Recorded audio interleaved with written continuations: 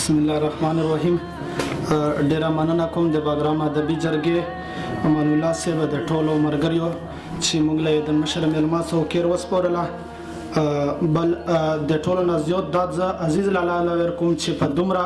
ناڅا بدن کې او په دومره بډاتوب کې دای کومه جذبه د پښتو سلاري دغه ډیر د داد قابل دی د داسې خلکو قدر کول پکور دی.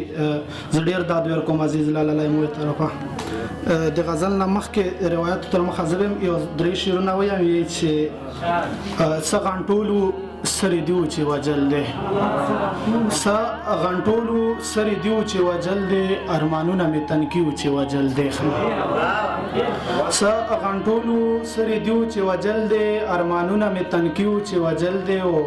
تا پریزان لغاړه ډکله تغمو کړه تا پریزان لغاړه ډکله تغمو کړه د پردې غېږې بچیو چې وجل دی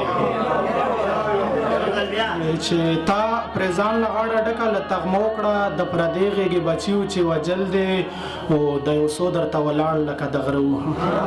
د یو څو درته ولاړ لکه د غره د یو څو د کار سړیو چې وجل دی د یو څو درته ولاړ لکه د غره د یو څو د کار سړیو چې وجل دی. یو څو شیرونه نور دي یی چې سوله د راشي دلته لهرز جنگ دی ورکشي سوله د راشي دلته لهرز جنگ دی ورکشي لونګ به وکړم بوټه د بنګ دی ورکشي سوله د راشي دلته لهرز جنگ دی ورکشي لونګ به وکړم بوټه د بنګ دی ورکشي. او مخکې شعر دی چې پښتون د امن قائل پښتون جنگ نه خوښوي پښتون د امن قائل پښتون جنگ نه خوښوي نړۍ د ټوله واوري د وینې رنگ دی ورکشي.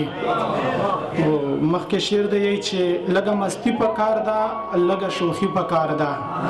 لګه مستی په کار ده لګه شوخي په کار ده زړونه صفا په کار دي لزړونو زنګ دی ورکشي چې لګه مستی په کار ده لګه شوخي په کار ده زړونه صفا په کار دي لزړونو زنګ دی ورکشي.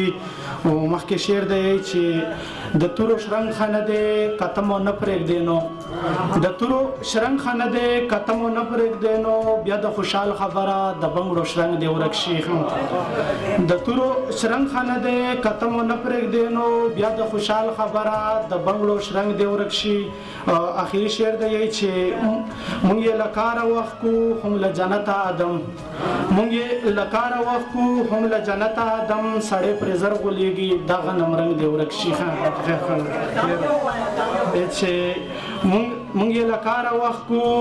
هم له جنت آدم مونږ یې لکاره وخت کو هم له جنت آدم سړی پرې زر غولېږي دغه نمرنګ دی ورکشي. ډېره مننه.